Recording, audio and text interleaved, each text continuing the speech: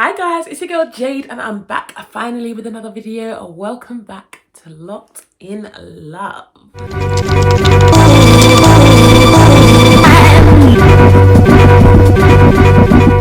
So guys, I know I haven't been very consistent, but life, responsibilities, gathering oneself and getting it together, this has all been happening, plus loads of blessings as well, so forgive me. But I couldn't leave you guys without some story times of my experiences. Although we are no longer in a lockdown, I definitely went on a couple of dates and I really wanted to tell you guys about it, so let's get into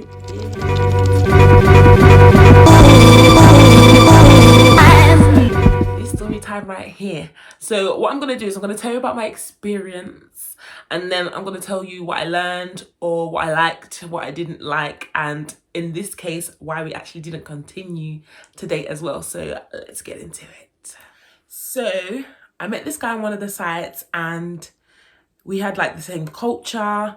He was a bit older than me as well, which was great because I really wanted to date somebody that was a bit older than me, or at least had a more mature mindset. So it was really cool to, you know, meet somebody or start talking to somebody that was a bit older than me as well. We started talking on the site first and then we exchanged numbers and I gave him my Snapchat, and I actually remember him commenting on one of my pictures and was like, damn, I can't wait to take you out.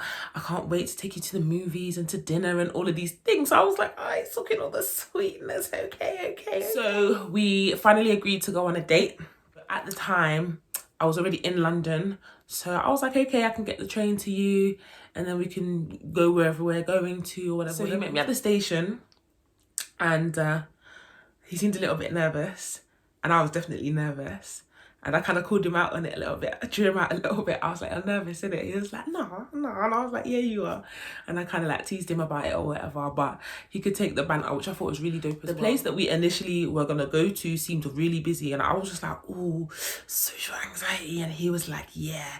He was like, okay, it's fine. I saw another place that we could go to that's really dope. It's a cocktail bar.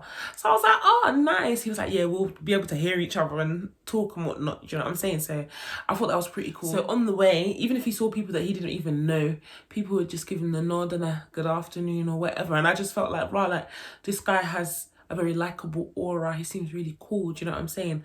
And I really liked that because it showed that he was quite mannerable. So when we got to the cocktail bar, he was really polite to the staff, really mannerable, very gentlemanly towards me. He paid as well for our drinks. Yeah, had nice music in there, and we were both in there kind of just like doing a little boogie, having a little chair dance when we were in there as well. And we just spoke a lot about like our families and some of our upbringings, what we want to do in the future. And like it was a really nice time. I'm not even gonna lie. After we left the cocktail bar, he was like, let's take a walk. So he took me to this park and it was very scenic, had like weeping willows, it had a lake. It just looked really pretty. And because the weather was really nice and like the sun was setting, it was really nice. I was just like, rah, this is like a very Jill Scott moment. And he's like, Jill Scott. And I was like, yeah, you don't know about a long walk. Let's take a long walk around the park after dark. So he was like, oh, okay. And it was just really nice. And we shared a kiss as well. And yeah, I really enjoyed myself. And then afterwards, he walked me back to the station. I made my way home. And that was that. However, when it came to planning the next date, I kind of felt that he was kind of, I guess, putting it off. And I just felt like this guy's moving a bit strange, you know. And then I remember one time talking to him and I was like, Rah, so what are we going to do? Are you going to come to my area this time? We can go to the movies, we can do this, we can do that, we can go bowling, we can go out to eat. There are like options, we can go out for drinks. And he kind of hit me with the, your area's kind of far out still. And like, if I come to your area, I'm probably going to have to stay overnight, this and the third. So I was just like, stay where?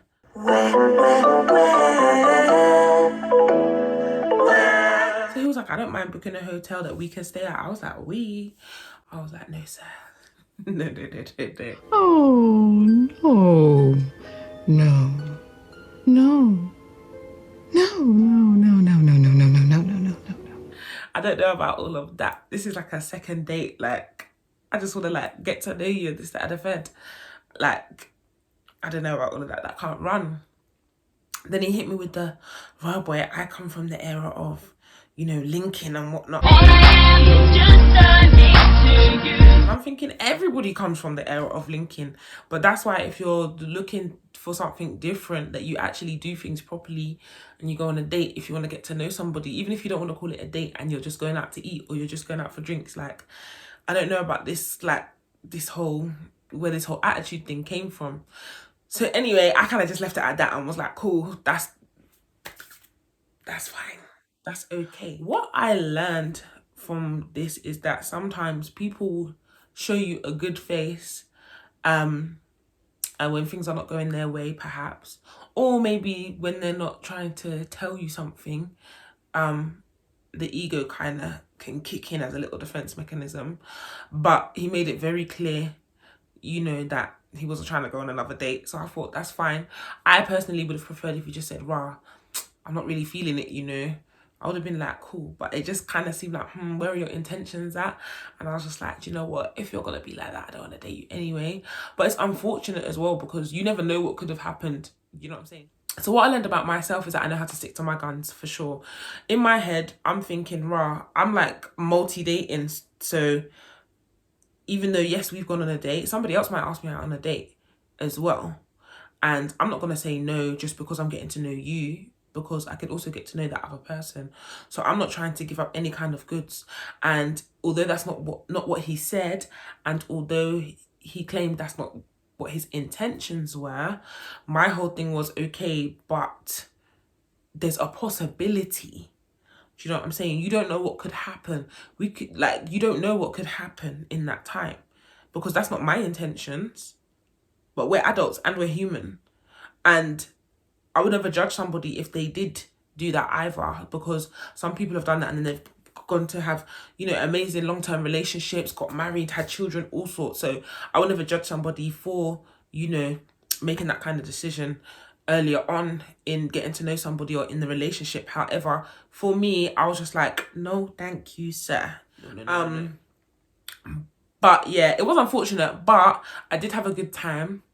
So big up yourself. But yeah, like, I genuinely feel like, had he have given it a chance and changed his mindset, like, he doesn't know what could have happened. I don't know what could have happened either. I feel like he kind of did a disservice to himself for that. However, if he wasn't feeling me, he wasn't feeling me too. You know, you don't know. If there was anything that I would have done different, to be honest, I had a good time.